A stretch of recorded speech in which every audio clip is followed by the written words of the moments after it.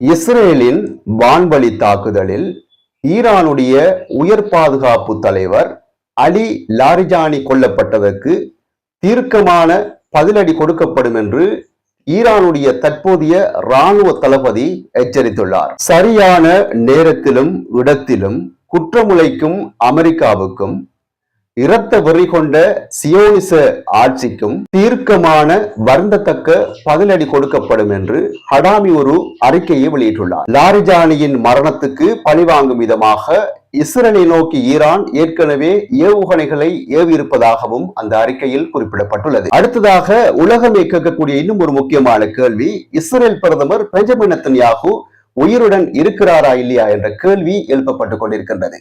சாதாரண அழிவுகளை கூட இஸ்ரேல் நாடு வெளி உலகுக்கு காண்பிக்க கூடாது என்று நினைக்கக்கூடியவர்கள் இந்த இறப்பை மட்டும் வெளிப்படுத்துவார்களா என்று பலருடைய கேள்வி. இதை பார்க்கின்ற பொழுது ஒன்று ஞாபகத்துக்கு வருகிறது.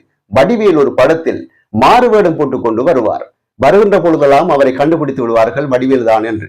இறுதியில் பார்த்தால் அவருடைய கொண்டையை மாற்றுவதற்கு மறந்திருப்பார். இதே போல்தான் இவர்கள் உருவாக்கக்கூடிய அந்த ஏஐ வீடியோ இருக்கிறது என்று பல தரப்பினர் பேசிக் கொண்டிருக்கிறார்கள். அதே நேரத்தில் இன்னும் ஒரு முக்கியமான விடயத்தை பேச வேண்டும். அமெரிக்க ஜனாதிபதி டொனால்ட் ட்ரம்ப் நேற்றைய தினம் ஒரு அறிக்கையை வெளியிட்டிருந்தார். அறிக்கை என்று சொல்வதை விட ஒரு சர்வதேச செய்தி என்று சொல்லலாம். இந்த சர்வதேச செய்தியில் அவர் என்ன சொல்லியிருக்கிறார் என்று சொன்னால், ஈரான் இவ்வளவு பலமாக தாக்குவார்கள் என்று கனவிலும் நினைக்கவில்லை என்று சொல்லுவார்.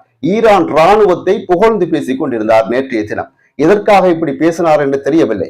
ஆனால் ஈரானுடைய இராணுவம் மிகவும் வலிமையாக இருக்கிறது, அவர்களுடைய ஒவ்வொரு தாக்குதலும் வியக்க வைக்கிறது என்று அமெரிக்க ஜனாதிபதி டொனால்ட் ட்ரம்ப் சொல்லியிருந்தார். அமெரிக்காவுடைய இத்தனை அழுத்தங்களையும் பொருட்படுத்தாமல் ஈரான் இவ்வாறு தாக்குவார்கள் என்று அவர் கொஞ்சம் கூட நினைக்கவில்லை என்றும் அந்த விடயத்தில் குறிப்பிட்டிருந்தார். இன்னும் ஒரு செய்தியில் உங்கள் அனைவரையும் சந்திக்கும் வரை விடைபெறும் நான் என்ற உங்கள் அன்பின் தோழன் தாஜுதீன் ரைஸ். மறக்காமல் ஃபாலோ செய்து கொள்ளுங்கள்.